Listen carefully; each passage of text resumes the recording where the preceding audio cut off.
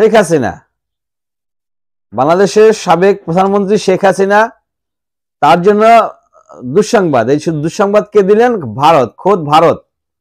ভারত জানিয়েছেন শেখ হাসিনার বিশাল বড় দুঃসংবাদ। আমরা জানি গত পরশুদিন বাংলাদেশে আসছেন হচ্ছে ভারতের পররাষ্ট্র সচিব বিক্রম মিস্ত্রি। উনি বাংলাদেশ থেকে যাওয়ার পরে একটা পর একটা বিবৃতি জানাচ্ছেন এবং বাংলাদেশের সাংবাদিকদের মুখে তোপে পড়ে তিনি অনেক কথাই বলেছেন। তার ভিতরে আমরা দেখলাম শেখ হাসিনার দুঃসংবাদ চলে আসছে। তো আমরা, ভারত আমাদের বন্ধু রাষ্ট্র, ভারত বাংলাদেশে একটা সম্পর্ক, সেটা দীর্ঘদিনের সম্পর্ক। ভারত দাবি করতেছে, আমরাও সেটা ইতিহাসের মাধ্যমে জানতে পারি যে 1971 সালের যুদ্ধে বিশাল একটা ভূমিকা ছিল ভারতের। যুদ্ধ পরবর্তী সময়ে আবার ভারত নাকি অনেক সুবিধা ভোগ করছে। যাই হোক, তাদের যে সম্পর্ক আমরা যেটা নিয়ে আলোচনা করতেছিলাম সেটা হচ্ছে ভারত বাংলাদেশ সম্পর্ক। তার মানে ভারত বাংলাদেশ সম্পর্কের টানাপোড়েন হয় এই যে যুদ্ধ স্বাধীন হওয়ার পর থেকে এই 2024 সাল পর্যন্ত বিশাল বড় একটা বন্ধুত্ব ছিল তাদের সাথে। কিন্তু এই 5 তারিখের পরে অল্প কয়েকদিনের জন্য তাদের সাথে আমাদের বিশাল ডিস্টেন্স তৈরি হয়, দ্রুত তৈরি হয়, জনগণ টু জনগণ, তারপর হচ্ছে লিডার টু লিডার, রাষ্ট্র টু রাষ্ট্র, প্রত্যেকটা ক্ষেত্রে আমরা দেখলাম তাদের সাথে সংঘর্ষ। মানে এই সংঘর্ষটা এখন দেখতে পাচ্ছি, বুঝতে পারতেছি, কারণ এখন বর্তমান মিডিয়ার যুগ। যে ঘটনাগুলো ঘটতেছে, আর এই 90% ঘটনার জন্য দায়ী হচ্ছে মিডিয়া, বিশেষ করে ভারতীয় মিথ্যা মিডিয়া, ভারতীয় প্রোপাগান্ডা ছড়ানো মিডিয়া। এই প্রোপাগান্ডা ছড়ানো মিডিয়ার কারণেই বাংলাদেশ ভারতের সমস্যাটা বেশি হচ্ছে। তো এখানে পররাষ্ট্র সচিব কি বলছেন আমরা দেখি।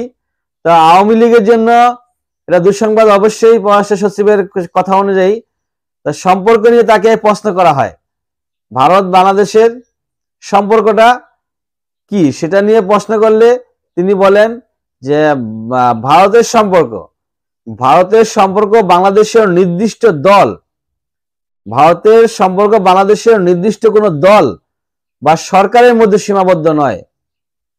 অর্থাৎ ভারতের সাথে যে আমাদের সম্পর্কটা সেটা নির্দিষ্ট কোনো দলের সাথে না, সেটা না আওয়ামী লীগের সাথে, না বিএনপির সাথে, না জাতীয় পার্টির সাথে, না জামায়াত ইসলামের সাথে, কোন একটা দলের সাথে ভারতের সম্পর্ক না। এবং এবং কোন ইয়ের মধ্যে নয়, সরকারের মধ্যেও নয়। সেটা ওই একই কথা দাঁড়ায় যে বিএনপির সাথে সম্পর্ক হইলে যখন বিএনপি ক্ষমতায় আসবে তখন বিএনপি সরকার, আওয়ামী লীগ ক্ষমতায় আসলে আওয়ামী লীগ সরকার, ওই সরকার বা দলের মধ্যে সীমাবদ্ধ নয়।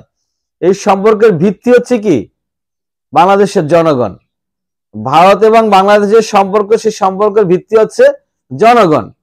তার মানে সে যেই দলই করুক, জনগণের সাথে জনগণের সম্পর্ক, অর্থাৎ চাহিদা অনুযায়ী যোগান। ওদের যা চাহিদা লাগবে, আমাদের সামর্থ্য থাকলে আমরা দিব, আমাদের যা চাহিদা লাগবে ওদের সামর্থ্য থাকলে ওরা দিবে, চাহিদা অনুযায়ী যোগান দিবে। এটা হচ্ছে জনগণের সাথে সম্পর্ক।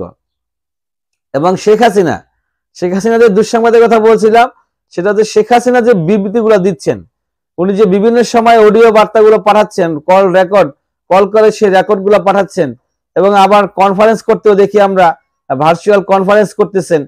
এই বিষয়ে ভারতের মতামত কি?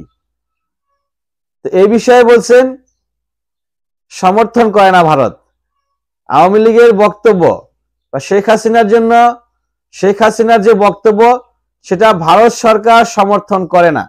শেখ হাসিনা যে বক্তব্য দিচ্ছে বাংলাদেশের বিরুদ্ধে, বাংলাদেশ সরকারের বিরুদ্ধে, ডক্টর ইউনূসের বিরুদ্ধে, এবং হচ্ছে সমন্বয়ক যারা এই দেশটাকে নতুনভাবে গড়ার পরিকল্পনা করতেছে বা অলরেডি কার্যক্রম চলতেছে, তাদের বিরুদ্ধে যে ধরনের মিথ্যা প্রোপাগান্ডা ছড়ানো বক্তব্য শেখ হাসিনা দিচ্ছে, এটা ভারত সরকার এই ধরনের বক্তব্যকে সমর্থন করে না। তো তাহলে উনি বক্তব্য কিভাবে দিচ্ছেন? আপনি জানেন, কোন রাষ্ট্রীয়ভাবে যদি কেউ থাকে, মানে যদি কেউ রাজনৈতিক আশ্রয়ে বা অন্য রাষ্ট্রীয় কোনো আশ্রয়ে কোনো ব্যক্তি থাকে, তাহলে তাকে কয়েকটা নাম্বার দেওয়া হয়। ওই কয়েকটা নাম্বারের মাধ্যমে তিনি কথা বলতে পারেন। কিন্তু শেখ হাসিনা সেই নাম্বারগুলো ইউজ করতেছেন না।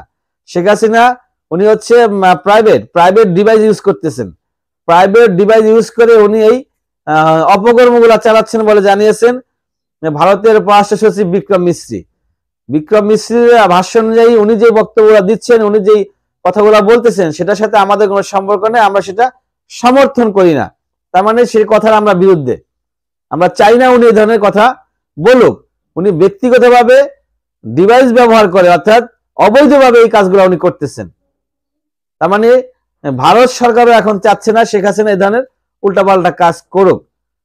তো ভারত যদি শেখ হাসিনাকে না চায়, চাইবে কে? আমরা জানি বিশ্বের অনেক রাষ্ট্র শেখ হাসিনাকে অ্যাকসেপ্ট করেন নাই। 5ই আগস্টের পর থেকে অনেক রাষ্ট্রে সে যাওয়ার পরিকল্পনা করেছিল, এরকমটাই আমরা নিউজের মাধ্যমে জানতে পারি, বাট কোনো রাষ্ট্রে তাকে গ্রহণ করতে রাজি ছিল না। সর্বশেষ ভারত তাকে আশ্রয় দেয়, আর এখন আবার ভারত তার বিরুদ্ধে কথা বলতেছে। তাহলে ভবিষ্যৎ কি হবে সেটা আপনারা কমেন্টের মাধ্যমে জানানোর চেষ্টা করবেন ইনশাআল্লাহ।